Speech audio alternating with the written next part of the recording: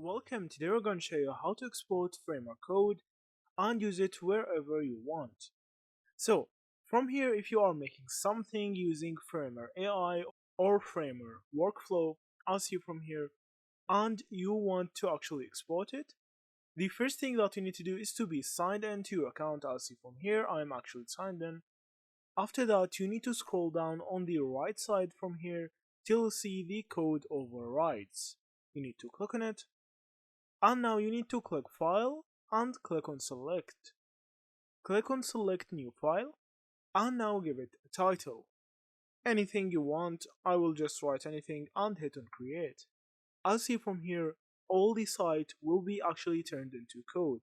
You can just copy it from here. You can just copy this code and now you can put it on any editor file that you can use to actually integrate this code with any project you have. So that's it. Thank you for watching and see you in the next videos.